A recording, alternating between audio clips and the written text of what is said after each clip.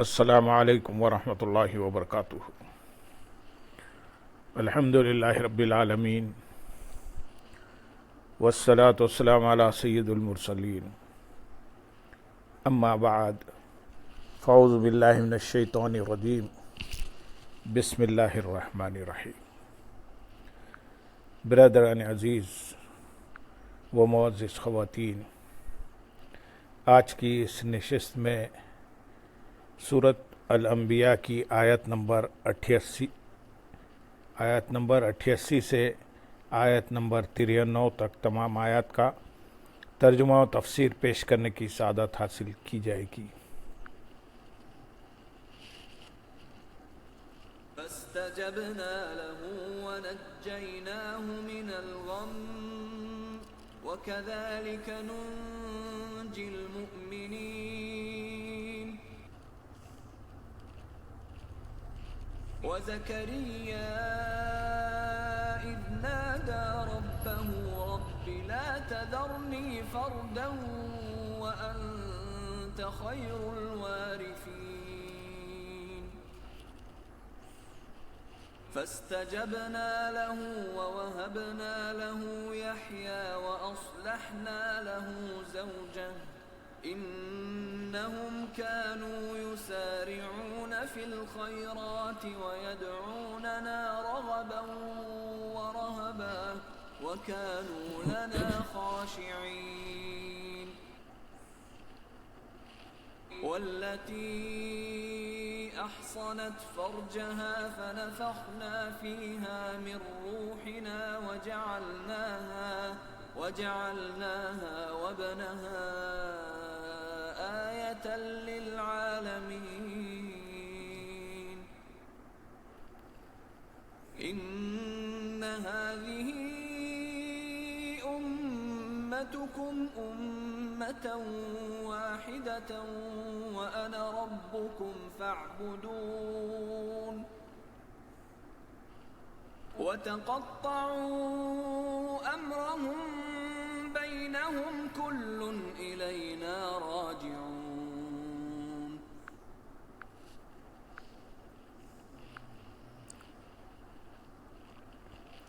تو ہم نے اس کی پکار سن لی اور اسے غم سے نجات بخشی، اور ہم ایمان والوں کو ایسے ہی نجات دیتے ہیں۔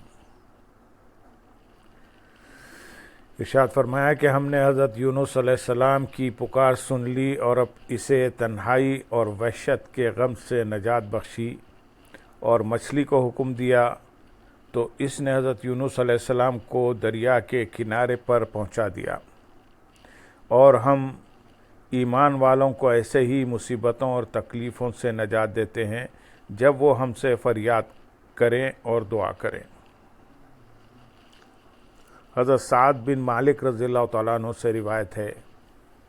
رسول اللہ صلی اللہ علیہ وسلم نے ارشاد فرمایا، کیا میں تمہاری اللہ تعالیٰ کے اس اسم اعظم کی طرف رہنمائی نہ کروں جس کے ساتھ جب بھی دعا کی جائے تو وہ قبول ہو جائے، اور جب سوال کیا جائے تو عطا ہو جائے؟ وہ حضرت یونس علیہ السلام کی دعا، لا الہ الا انت سبحانک انی کنت من الظالمین، جو انہوں نے اندھیروں میں 3 بار کی تھی۔ ایک شخص نے عرض کی، یا رسول اللہ صلی اللہ علیہ وسلم، یہ حضرت یونس علیہ السلام کے ساتھ خاص تھی یا تمام مسلمانوں کے لیے ہے؟ آپ صلی اللہ علیہ وسلم نے ارشاد فرمایا، کیا تم نے اللہ تعالیٰ کا یہ ارشاد نہیں سنا اور اسے غم سے نجات بخشی، اور ہم ایمان والوں کو ایسے ہی نجات دیتے ہیں؟ مراد یہ ہے کہ یہ دعا حضرت یونس علیہ السلام کے لیے خاص نہیں، مسلمانوں کے لیے بھی ہے۔ جب وہ ان الفاظ کے ساتھ دعا مانگیں گے تو ان کی دعا بھی قبول ہوگی۔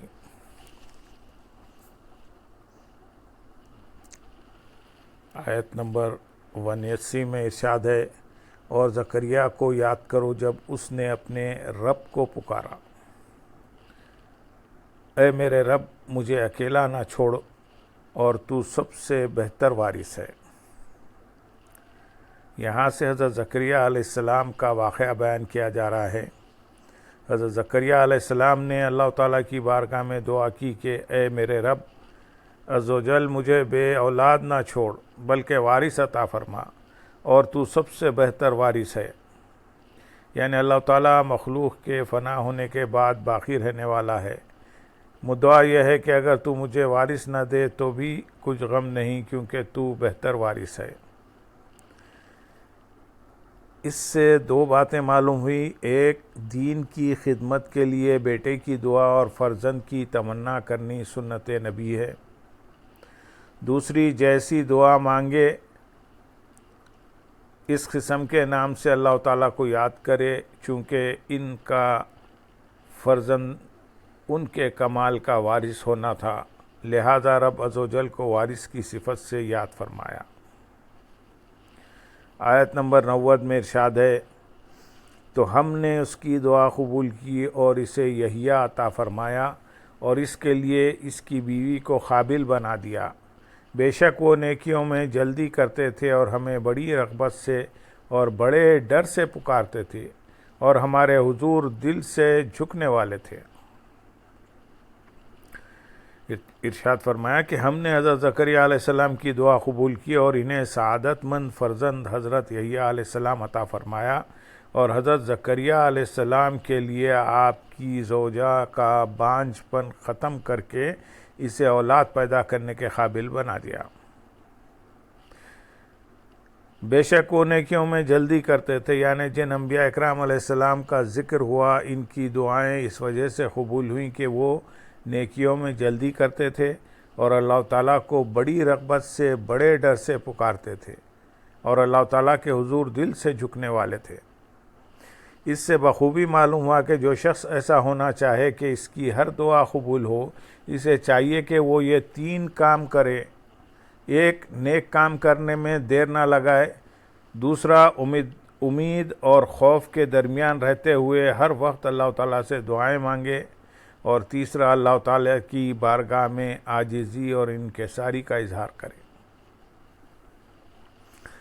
آیت نمبر 91 میں ارشاد ہے، اور اس عورت کو یاد کرو جس نے اپنی پارسائی کی حفاظت کی، تو ہم نے اس میں اپنی خاص روح پھونکی اور اسے اور اس کے بیٹے کو سارے جہان والوں کے لیے نشانی بنا دیا۔ یہاں سے حضرت مریم رضی اللہ تعالیٰ عنہ کا واقعہ بیان کیا جا رہا ہے۔ چنانچہ ارشاد فرمایا کہ اے حبیب صلی اللہ علیہ وسلم، اس مریم کو یاد کریں جس نے پورے طور پر اپنی پارسائی کی حفاظت کی کہ کسی طرح کوئی بشر اس کی پارسائی کو چھو نہ سکا،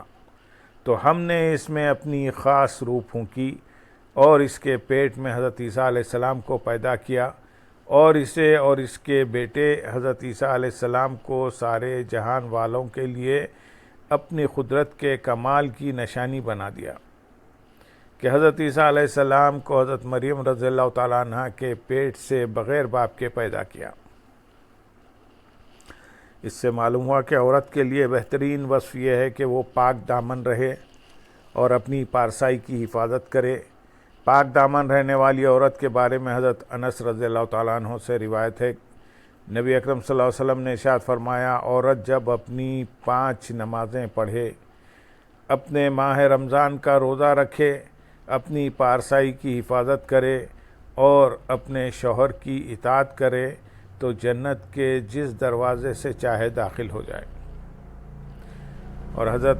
ابو ہریرہ رضی اللہ تعالیٰ عنہ سے روایت ہے، رسول کریم صلی اللہ علیہ وسلم نے ارشاد فرمایا، جو عورت اپنے رب سے ڈرے، اپنی پارسائی کی حفاظت کرے اور اپنے شوہر کی اطاعت کرے، تو اس کے لیے جنت کے 8 دروازے کھول دیے جائیں گے،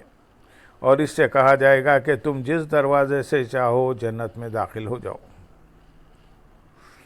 آیت نمبر 92 میں ارشاد ہے، بے شک یہ اسلام تمہارا دین ہے، ایک ہی دین ہے، اور میں تمہارا رب ہوں، تو تم میری عبادت کرو۔ ارشاد فرمایا کہ اے لوگو، بے شک یہ اسلام تمہارا دین ہے اور یہی تمام انبیاء اکرام علیہ السلام کا دین ہے، اس کے سوا جتنے ادیان ہیں وہ سب باطل ہیں، اور سب کو اسی دین اسلام پر قائم رہنا لازم ہے، اور میں تمہارا رب ہوں، نہ میرے سوا کوئی دوسرا رب ہے، نہ میرے دین کے سوا اور کوئی دین ہے، تو تم صرف میری عبادت کرو۔ آیت نمبر 93 میں ارشاد ہے، اور لوگوں نے اپنے دین کو آپس میں ٹکڑے ٹکڑے کر دیا، سب ہماری طرف لوٹنے والے ہیں۔